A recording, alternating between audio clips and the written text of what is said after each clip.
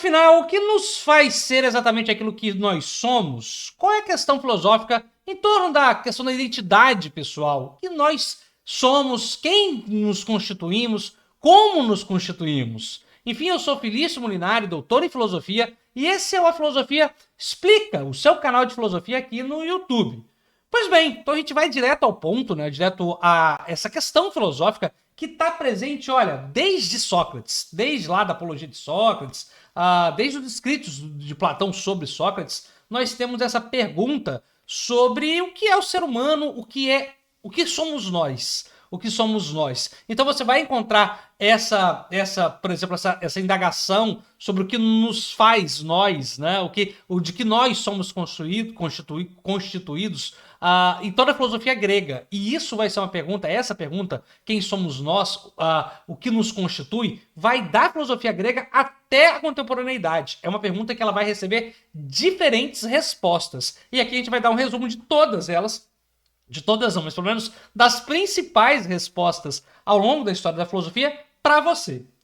Então vamos lá. Para início de conversa, nós temos lá, desde Sócrates, então, e passando também por Platão, na sua obra República, e vai também estar presente na Metafísica de Aristóteles, sobretudo no seu livro também, no De Anima, a seguinte essência, né, a seguinte ideia, de que o ser humano ele é constituído por uma essência. Essa ideia de que nós somos essência vem de Platão, essa imagem dual. Vocês podem ver, por exemplo, no mito da caverna, que está presente na República de Platão, mostra um pouco disso, de que nós não somos corpo, então de que, olha, o que nós somos? O que nos constitui? Para Platão, o que nos constitui é a alma, esse aspecto metafísico interior, não é o nosso corpo. Então Platão é o que vai inaugurar essa distinção lá na sua obra A República e tantas outras, essa distinção entre física e metafísica, entre mundo físico e inteligível.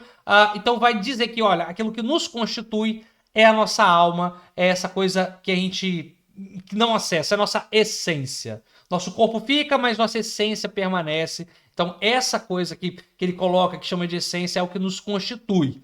E vai ser assim para boa parte dos filósofos gregos. É claro que alguns vão ser materialistas, como Demócrito e tudo mais, mas a visão platônica ela vai ter um grande peso na filosofia grega, e para Aristóteles também, né, vai influenciar Aristóteles sobre certo aspecto, e vai influenciar também, por meio dos neoplatônicos, boa parte da filosofia medieval. Então a gente vai começar a dar a resposta aqui na Grécia Antiga nesse sentido. Então o que nós somos? O que nos constitui? Para Platão, nós somos essência, nós somos alma, nós somos essa essência que não se confunde com o corpo. Há algo em mim que não é corpo e que me forma, que é a minha essência. Isso vai para a Idade Média e tem uma leve modificação. Por exemplo, a gente pode perceber isso em Santo Agostinho, que vai continuar falando de uma essência, tanto nas suas confissões, mas ele vai em outro livro falar isso também de uma forma melhor, que é o seguinte, ele fala que nós temos uma essência, mas diferente de Platão, ele coloca um item a mais dessa essência, que é a ideia de livre-arbítrio. Ele fala que nós não somos corpo, olha aqui Santo Agostinho falando, pegando dessa filosofia neoplatônica, que nós não somos corpo, nós somos essência, mas nós somos essência dotadas de livre-arbítrio. Então nós somos uma essência que pode escolher a ação que vamos tomar, então somos essência que também temos liberdade. Mas aqui permanece a ideia de uma essência que é diferente do corpo. E assim, então, nós temos o que nós somos diferentes de essência e físico tanto na antiguidade como no período medieval. Mas isso muda e começa a mudar já na modernidade. Na modernidade, muito por conta do peso que nós temos da ciência, né, da revolução científica, das novas descobertas, começa-se a deixar essa visão essencialista do que nós somos para trás e começamos a focar, então, não mais numa essência do ser humano, mas sim numa suposta natureza do ser humano. Veja que essa palavra natureza aqui, ela está de mão dada com a ciência. A ciência queria saber da natureza das coisas e agora nada melhor do que a gente buscar saber da natureza também do ser humano. Então não há mais essa pergunta sobre a essência do ser humano porque tem um quê muito metafísico, né? Muito religioso. Então vários filósofos vão abandonar essa investigação sobre a essência do ser humano e vão querer saber qual é a natureza do ser humano. Como se nós pudéssemos, por meio de um método científico, né, científico racional, saber qual é a nossa natureza. É mais ou menos assim, por exemplo, que Hobbes vai, em suas considerações, no seu Leviatã, dizer que o homem é o lobo do homem, ou seja, de que o homem ele é constituído de uma natureza má, né, violenta. Então ele vai falar agora de uma natureza, não é mais uma essência, é uma natureza, é algo instintivo que forma o homem. Olha o Hobbes aí, um filósofo moderno, dizendo que nossa natureza é má. Veja que já há uma diferença aqui. O que nos constitui não é mais uma essência, mas sim uma natureza. Mas, diferente de Rousseau, de Hobbes, Rousseau vai falar que nossa natureza não é má, mas é boa. O que os dois têm em comum? Os dois não falam mais de uma essência, mas sim de uma natureza. Olha como que essa pergunta sobre o que nos constitui, ela vai mudando.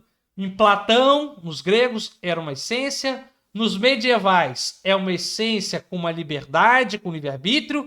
Vai para os modernos, essa ideia de essência vai ficando de lado e dá a ideia de uma natureza humana. O que nós somos? Nós somos naturalmente. O ser humano é naturalmente isso. O ser humano é naturalmente aquilo. Isso é um paradigma científico moderno, né? E encontra muito eco. Muitas pessoas vão tentar ali dizer o que o ser humano é naturalmente, né? E isso vai encontrar, volta a falar, eco em vários discursos.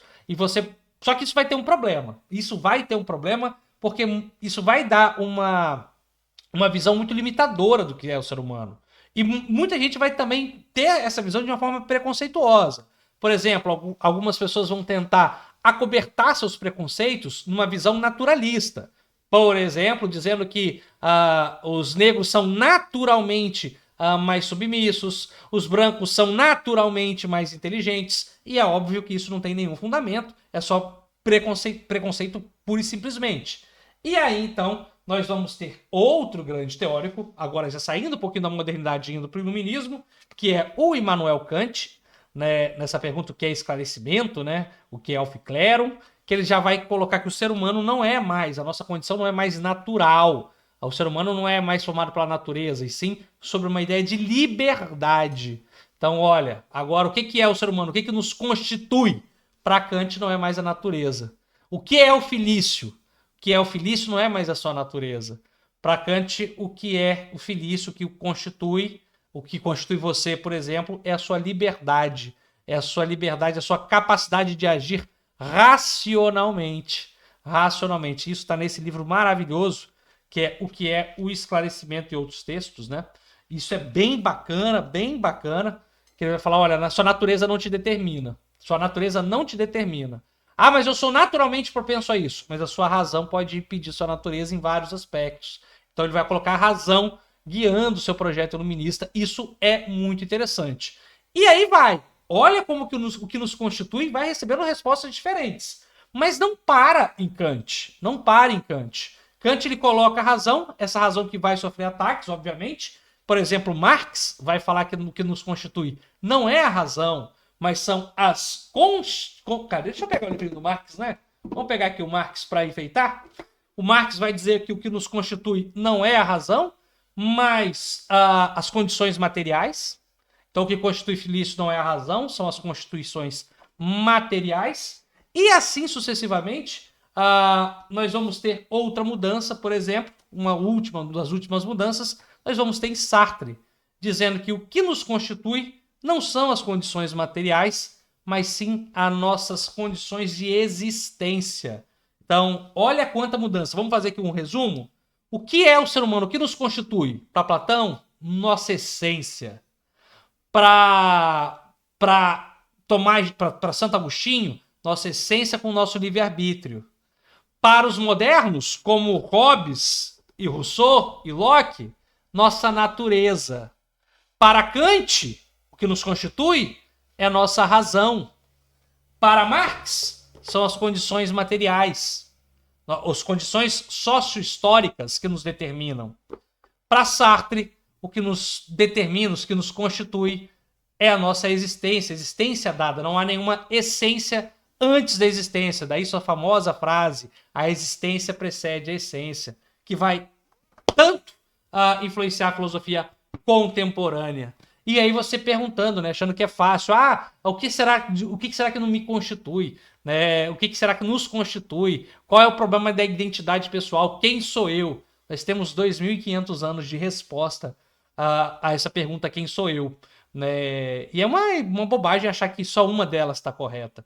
Acho que qualquer filosofia, qualquer terapia, inclusive, que busque dar uma resposta ao problema quem sou eu, precisa minimamente conhecer um pouquinho dessa leva de autores aqui que eu acabei de mencionar. E se você quiser conhecer um pouco desses autores, olha, tem links aqui de livros, de todos esses livros que eu mencionei, na descrição desse vídeo. E, óbvio, sempre tem um link do nosso curso, Jornada da Filosofia Explicada. Um curso que eu explico um pouquinho mais aprofundadamente de cada um desses autores que eu mencionei aqui, ok? É isso, espero que você tenha gostado desse vídeo. Eu sou Felício Molinari, vou ficando por aqui. Te espero no próximo vídeo. Tchau, tchau, até a próxima.